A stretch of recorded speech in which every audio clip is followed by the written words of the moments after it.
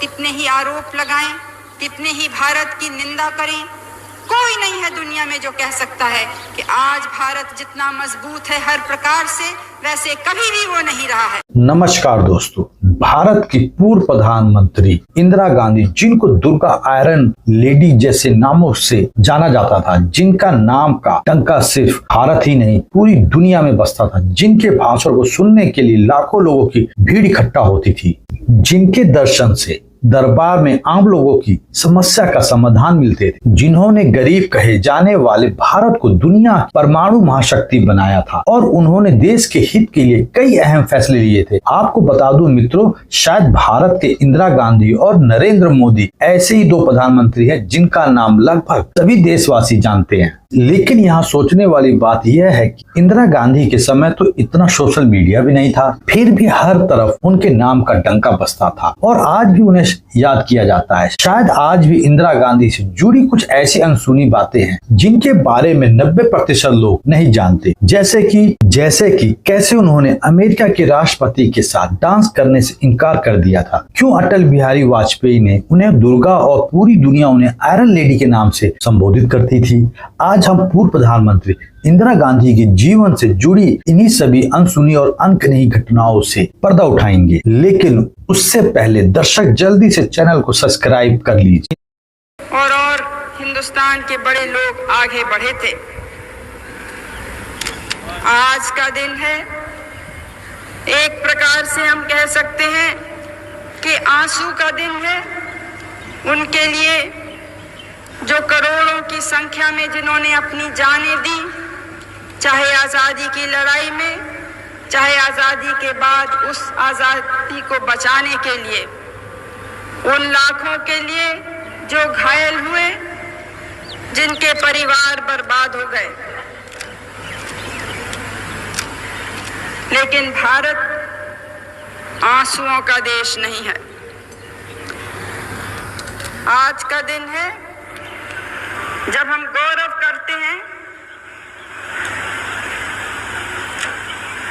कि ना हमने 19 नवंबर 1917 के दिन उत्तर प्रदेश प्रयागराज में हुआ था। उनके पिता पंडित जवाहरलाल नेहरू और माता कमला नेहरू ने उन्हें काफी बेहतरीन संस्कार दिए थे। बड़ी होकर इंदिरा गांधी ने विदेश जाकर पढ़ाई भी की, फिर वापस आकर उन्होंने देश की आजादी के लिए कई आंदोलन में हिस्सा बनना शुरू किया। इसी बीच उन्हें राजनेता फिरोज जहांगीर गांधी से प्रेम हुआ, लेकिन फिरोज पारसी थे, जिससे पार्टी के कई लोगों का कहना था कैसे देश के बड़े ब्राह्मण परिवार की बेटी एक बनिया से शादी कर। इसलिए फिरोज के सरनेम में थोड़ा सा फेरबदल करवाकर महात्मा गांधी ने उन्हें गांधी सरनेम दिलाया, जिसके बाद 26 मार्च 1942 के दिन इंदिरा गांधी और फिरोज की शादी हुई और यहाँ से इंदिरा नेहरू बनी। इंदिरा गांधी फिर 15 अगस्त 1947 के दिन जवाहरलाल नेहरू आजाद भारत के पहले प्रधानमंत्री बने। पंडित नेहरू आजादी की लड़ाई के दौरान 9 बार जेल गए। उन्होंने अपने जीवन काल 3559 दिन, करीब 9 साल जेल में गुजारे थे। वहीं बचपन से ही देश के लिए कुछ कर गुजरने का सपना देख रही श्रीमती इंदिरा गांधी ने भी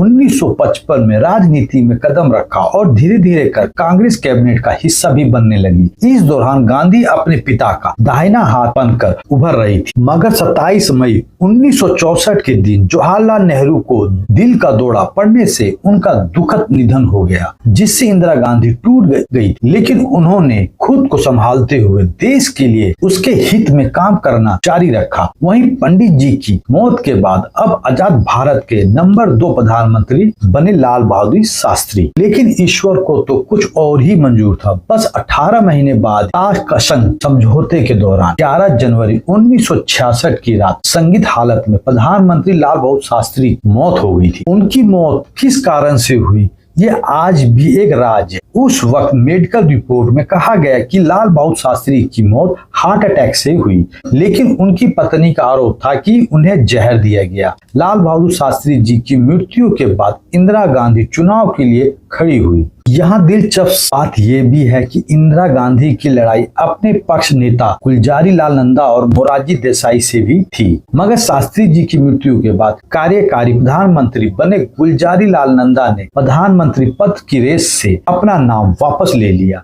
अब इंदिरा की सीधी लड़ाई गुजराती नेता मोरारजी देसाई से बची थी, जिसका फैसला कांग्रेस के 525 सांसद के हाथों में था। इनमें से 169 सांसदों ने मोरारजी देसाई का साथ दिया, जबकि 365 सांसदों का मानना था कि इंदिरा गांधी बेहतरीन प्रधानमंत्री बन सकती है। इस तरह बहुमत के साथ 19 जनवरी 1966 के दिन श्रीमती इंदिरा गांधी देश की पहली प्रधानमंत्री बनी। यही वही वक्त था जब एक ही साल में देश को 3 प्रधानमंत्री मिले थे। हालांकि उस वक्त राजनीति में महिलाओं को पुरुषों के मुकाबले कम आंका जाता था, लेकिन इंदिरा गांधी का व्यक्तिगत इतना प्रभावी था कि कुछ ही समय में वो देश के करोड़ों लोगों की पसंदीदा प्राइम मिनिस्टर बन गई। और सचमुच पढ़ी लिखी इंदिरा गांधी ने अब अपना पूरा ज्ञान देश और जनता के विकास में लगा दिया। उनसे जुड़ी एक दिल छू लेने वाली बात यह है कि जिस तरह उनके पिता जवाहरलाल नेहरू ने रोजाना जनता से मिलकर उनकी समस्याओं का समाधान निकालने की कोशिश करते थे, उसी तरह उनकी परंपरा को आगे बढ़ाते हुए इंदिरा गांधी भी रोज सुबह 8:20 पर आम लोगों से मिला करती थी। इससे उनका दर्शन दरबार कहा जाता था। उस दौरान हफ्ते में कम से कम 3 बार उनका दरबार चर्चित किताब द मेरी गोल्ड स्टोरी की लेखिका और वरिष्ठ पत्रकार कुमकुम चड्डा भी वहां मौजूद रहती थी। कुमकुम बताती हैं, इंदिरा इस समय का इस्तेमाल भारत के आम लोगों से मिलने के लिए किया करती थी। कभी कभी जब भीड़ अनियंत्रित हो जाती थी तो उन लोगों को प्राथमिकता दी जाती थी जो दिल्ली के बाहर से आते थे। इस दरबार में 2 तरह के लोग आते थे, एक तो वो जो सिर्फ इंदिरा गांधी को देखना चाहते थे और दूसरे वो जिन्हें छोटे मोटे काम करवाने होते थे। श्रीमती इंदिरा गांधी पैर छूने की भी कोशिश करते थे, मगर उन्हें पैर छुआना बिल्कुल भी पसंद नहीं था। इंदिरा गांधी अपने साथ काम करने वाले छोटे से छोटे लोगों को भी काफी इज्जत करती थी, जिसे लेकर उनकी करीबी मंत्री रह चुकी मसीना किदवई एक किस्सा बताती हैं। एक बार जब हम उत्तराखंड में एक चुनाव सभा करके वापस लौट रहे थे, तभी मैंने इंदिरा जी से कहा कि हमें कहीं रास्ते में रुकना पड़ेगा ताकि ड्राइवर कुछ खा ले, लेकिन उस वक्त ऐसे चलते चलते रास्ते में जल्दी खाना और बगैर मिलना मुश्किल था। तो इंदिरा गांधी ने तुरंत अपना झोला टटोला और अपने पसंदीदा बिस्किट मारी बिस्किट का एक पैकेट निकाला और फिर उन्होंने एक बिस्किट के 4 टुकड़े किए और अपनी हथेली पर रखकर ड्राइवर से बोली, पहाड़ी रास्ता है, तुम गाड़ी चलाते रहो और एक एक बिस्किट का टुकड़ा हथेली से उठाकर खाते रहो। इन्हीं कहानियों से आप अंदाजा लगा सकते हैं श्रीमती इंदिरा गांधी कितनी डाउन टू अर्थ थी। पिता नेहरू का गुस्सा तो पूरी दुनिया में मशहूर था, लेकिन थोड़ी ही देर में शांत होकर वो सब कुछ भूल जाते थे। लेकिन इंदिरा गांधी के साथ ऐसा नहीं होता था। वह लंबे समय तक और तो और कई बार तो ताउम्र उन लोगों के प्रति गुस्सा रखती थी जिसको वह पसंद नहीं करती थी। उस व्यक्ति के प्रति वो बहुत ही उदासीन हो जाती थी। कहा जाता है कि जब भी वो सत्य का साथ देने की बात कहती थी तो इंदिरा गांधी किसी से नहीं डरती थी और वह दूसरों से मिल रही निंदा का जवाब अपने अच्छे कार्यों से देती थी। यहाँ तक कि समाजवादी नेता राम मनोहर लोहिया ने भी उनको संसद में कई बार गूंगी गुड़िया तक कह दिया था। उन्होंने इसका कोई उत्तर नहीं दिया क्योंकि 1971 में उनका पूरा ध्यान भारत पाकिस्तान युद्ध में देश की रक्षा करने पर था, जिसके तुरंत बाद इंदिरा गांधी जी का ध्यान इस बात पर गया कि पूर्व पाकिस्तान में पाकिस्तानी सेना ही वहां की जनता पर जुल्म ढा रही है। वहां के लोग अलग अलग देश की मांग कर रहे थे, उन्हें चुप कराने के लिए हत्याकांड किया जा रहा था।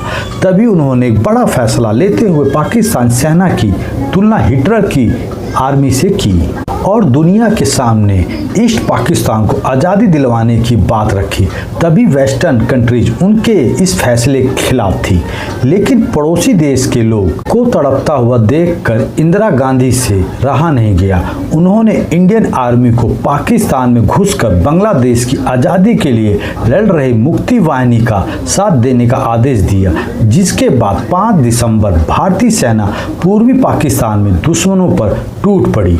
और महज 11 दिनों में यानी 16 दिसंबर 1971 के दिन पाकिस्तान के 93,000 सैनिकों को सरेंडर करने पर मजबूर किया, जिसमें बंगाल की खाड़ी से किनारे बसा यह देश पाकिस्तान से अलग होकर बांग्लादेश नाम से एक देश आजाद राष्ट्र के रूप में उभर कर सामने आया। इस वक्त श्रीमती इंदिरा गांधी का नाम देश विदेश में हर जगह गूंज रहा था। कई लोगों ने उन्हें आयरन लेडी के नाम से पुकारना शुरू किया। खुद अटल बिहारी वाजपेयी ने भी उन्हें दुर्गा कहकर संबोधित किया था, जिससे उनको गूंगी गुड़िया कहने वाली की जुबान पर ताला लग गया। 70 के दशक में अमेरिका, चीन, जापान और कई वेस्टर्न कंट्रीज अपने पास परमाणु हथियार होने की धाक जमाती थे और कई बार इन्हीं हथियारों के बल पर भारत की बात दबाने की कोशिश भी की गई थी। ऐसे में इंदिरा गांधी ने पर्दे के पीछे वैज्ञानिकों को न्यूक्लियर वेपन बनाने की अनुमति दे दी। दूसरी तरफ अमेरिका वियतनाम युद्ध में उलझा हुआ था, जहां भारत परमाणु बम हथियार बनकर तैयार था और किसी को कानों कान भनक तक नहीं लगी। इस ऑपरेशन के तहत हमारे वैज्ञानिकों ने 18 मई 1974 के दिन पोखरण में पहला सफल परमाणु परीक्षण किया, जिसके बारे में पता लगते ही दुनिया की सभी महाशक्तियों के मुंह खुले के खुले रह गए, क्योंकि जिस भारत को वो गरीब राष्ट्र मानते थे वह परमाणु शक्ति संपन्न राष्ट्र बन चुका था। इस परमाणु परीक्षण के बाद भारत की ओर किसी ने आंख उठाकर देखने की हिम्मत तक नहीं की। अन्याय के सामने आवाज उठाने में वो किसी से नहीं डरती थी, देशवासियों को हिम्मत देती थी। देश के सामने बहुत से खतरे और अंदरूनी कमजोरियां तो हैं, बाहर के खतरे भी हमें आपको डराना नहीं चाहती हूँ और मुझे ये भी मालूम है कि आप डरने वाले भी नहीं हैं। दोस्तों, इंदिरा गांधी भारत की पहली प्रधानमंत्री थी, मगर वो चाहती थी कि लोग उनके जेंडर की वजह से नहीं बल्कि उनके कार्यों की वजह से उनकी रिस्पेक्ट करें। अपने हाथों में हमेशा पुरुषों की घड़ी पहनती थी जो मेड इन इंडिया होती थी। उन्हें किसी के मुंह से मैडम या प्राइम मिनिस्टर सुनना तो बिल्कुल भी पसंद नहीं था। वो कहती थी कि मैं काम करते हुए अपने आप को महिला नहीं समझती। इसी से जुड़ा एक दिलचस्प किस्सा अमेरिका में भारत के राजदूत रह चुके बीके नेहरू अपनी किताब nice and guys Phoenix second में बताते हैं कि प्रधानमंत्री बनने के बाद 1966 में जब इंदिरा गांधी पहली बार अमेरिका आई, तब मुझे प्रेसिडेंट लिंडन जॉनसन के करीबी जैक वेलिटी का फोन आया, जिन्होंने बताया कि हमने हाल में एक पत्रिका पढ़ा है कि इंदिरा गांधी को पसंद नहीं है कि कोई उन्हें मैडम कहकर पुकारे। तो राष्ट्रपति लिंडन जॉनसन पूछ रहे हैं कि जब वह इंदिरा गांधी से मिले तो उन्हें क्या कहकर संबोधित करें। जो सुनकर मैंने उनसे कहा कि मैं खुद ही पीएम इंदिरा गांधी से पूछकर बताता हूं। वो आगे लिखते हैं कि जब मैंने इंदिरा गांधी को बताया कि यह फोन किस कारण से आया था, तो उन्होंने कहा कि राष्ट्रपति जॉनसन अगर चाहें तो मुझे सीधा प्रधानमंत्री कहकर ही बुला सकते हैं, अगर वो मुझे मिस्टर प्राइम मिनिस्टर कहें तब भी चलेगा। और उन्हें यह जरूर बता देना कि मेरे कैबिनेट के मंत्री मुझे सर कहकर भी पुकारते हैं। उसी यात्रा के दौरान जब व्हाइट हाउस में इंदिरा गांधी के लिए डिनर अरेंज किया गया, तब खाने के बाद प्रेसिडेंट जॉनसन ने उन्हें नृत्य करने के लिए आमंत्रित किया। जैसा कि आप सभी जानते हैं कि वेस्टर्न कल्चर में दो बड़ी हस्तियां एक दूसरे के सामने कुछ डांस करते हैं। हालांकि इंदिरा गांधी अपने छात्र जीवन में पश्चिम तरीके का बॉल डांस किया है, लेकिन उन्होंने बड़े ही विनम्र तरीके से प्रेसिडेंट जॉनसन के आमंत्रण को यह कहकर नकार दिया कि मेरे देशवासियों को ये पसंद नहीं आएगा। उनकी प्रधानमंत्री किसी के साथ डांस करे। इंदिरा गांधी एक जन नेता थी और आम लोगों को उनका कन्वेंट गजब का था। कांग्रेस नेता मोहसिना किदवई ने एक किस्सा सुनाती हैं। जब 1978 में आजमगढ़ उपचुनाव में उनका चुनाव प्रचार करने इंदिरा गांधी वहां गई थी। वो कहती हैं कि उस जमाने में आजमगढ़ बहुत ही पिछड़ी हुई जगह थी और आज भी ना कोई रेस्को खाने की जगह और आज भी ना कोई रेस्को खाने की जगह है। मैंने इंदिरा जी के लिए सरकारी गेस्ट हाउस कमरा बुक कराया था। जब हम वहां पर पहुंचे तो अटेंडेंट कमरा खोलने के लिए मना कह रहा था, तो उसने कहा कि वहां के मंत्री ठहरने के लिए जगह है और यह कमरा किसी के लिए ना खोला जाए। वो कहती हैं कि जब कमरा खुलवाने की मेरी सारी कोशिश नाकाम हो गई तो एक बार फिर से कहा तुम्हें मालूम है मैं किसके लिए रुकने के लिए कह रही हूँ? वो बोला, नहीं। जब मैंने कहा कि कार में इंदिरा गांधी बैठी हैं, जैसे ही उसने ये नाम सुना तो उसने लपक कर कमरे का दरवाजा खोल दिया, मंत्री को एक भद्दी सी गाली दी और बोला, नौकरी जाए तो जाए। इस तरह का प्यार था लोगों में इंदिरा गांधी के लिए। किसी कमरे से निकलने से पहले वो उस कमरे की लाइट जरूर ऑफ करती थी, वो भी अपने हाथों से। एक बार वो बाराबंकी की यात्रा पर थी और वॉशरूम में भी थी, तभी राष्ट्रपति फखरुद्दीन अली का फोन उनके लिए आया। उनके साथ गई मसीना किदवई ने दरवाजा खटखटाया, कहा कि उनके लिए राष्ट्रपति का फोन है। इंदिरा गांधी बाहर आई, लेकिन फोन लेने से पहले उन्होंने मोसीना से कहा कि जाकर पहले वॉशरूम की लाइट बंद करें, जिससे वह जल्दी में बंद करना भूल गई थी। मोसीना कहती हैं कि मैं ये सुनकर स्तब्ध रह गई कि एक तरफ भारत का राष्ट्रपति टेलीफोन पर है और इंदिरा गांधी को चिंता है कि वॉशरूम की लाइट ऑफ हुई है कि नहीं। श्रीमती इंदिरा गांधी ने अपने कार्यकाल में प्रधानमंत्री पद संभालते समय सत्य और निष्ठा की शपथ ली थी, मगर साथियों वह दूसरी बार जब सत्ता में आई तो वो पूरी तरह से धार्मिक हो चली थी। दूसरी बार उन्होंने ईश्वर के नाम पर प्रधानमंत्री पद की शपथ ली थी। 1970 में अपनी हार के बाद उन्होंने बनारस के काशी विश्वनाथ मंदिर और संकट मोचन मंदिर में पूजा की और India most powerful prime minister में लिखा है कि किस दौरान उन्होंने वैष्णो देवी के दर्शन के लिए हेलीपैड से वहां तक का 2 किलोमीटर का रास्ता भी पैदल चलकर तय किया। मंदिर में उन्होंने पूरे 1 मिनट तक दंडवत होकर प्रार्थना की। सन 1980 में संजय की मौत के बाद उन्होंने धार्मिक कार्यकलापों में बढ़ चढ़कर भाग लेना शुरू किया। उन दिनों जब सूर्य ग्रहण पड़ता था तो उन्होंने अपनी गर्भवती बहू मेनका गांधी को सूर्य ग्रहण देखने की अनुमति नहीं दी। उन्होंने तमाम उम्र अपने गले में रुद्राक्ष की माला पहनी। उनके घर में पूजा गृह में भी सभी देवी देवताओं की मूर्तियां के अलावा गौतम बुद्ध और रामकृष्ण परमहंस की मूर्तियां और एक शंख रखा रहता था। धार्मिक मामलों में उनके सबसे बड़े सलाहकार कमलापति त्रिपाठी थे। कुमकुम चड्डा अपनी किताब में द मेरी गोल्ड स्टोरी में लिखती हैं कि एक बार नवरात्रि के मौके पर वरिष्ठ कांग्रेस नेता कमलापति त्रिपाठी ने उनसे 9 बालिकाओं के पैर धोकर उनका पानी पीने के लिए कहा। उन्होंने सवाल पूछा कि इससे वो कहीं बीमार तो नहीं पड़ जाएंगी, लेकिन शुरू में झिझक के बाद विदेश में पढ़ी और फ्रेंच बोलने वाली इंदिरा गांधी ने यह रस्म भी पूरी की। इंदिरा को जेवर का कोई शौक नहीं था। वो हाथों में पुरुषों की घड़ी जरूर पहनती थी, वो भी सरकारी कंपनी की। उनकी भारतीयता उनके कपड़ों में साफ झलकती थी। मार्च 1982 में जब लंदन के फेस्टिवल ऑफ इंडिया का आयोजन किया गया और शुरू में राष्ट्रीय गान बजा तो उनकी दोस्त रही पलल चेकर ने नोट किया कि उनकी आंखें नम हो गई थी। वो अपनी राजनीति में प्रतिद्वंदी मोरारजी देसाई को भी वो हमेशा मोरारजी भाई कहकर संबोधित करती थी और जज जगजीवन राम को उन्होंने हमेशा बापूजी कहा। दक्षिण के चुनाव के दौरे के दौरान प्रचार करते करते रात हो जाती थी। वह कार में बैठे बैठे अपने दोनों घुटनों के बीच टार्च रखकर जला लेती थी ताकि उनकी रोशनी से उनके चेहरे पर पड़े और लोग अंधेरे में भी उनको देख सकें।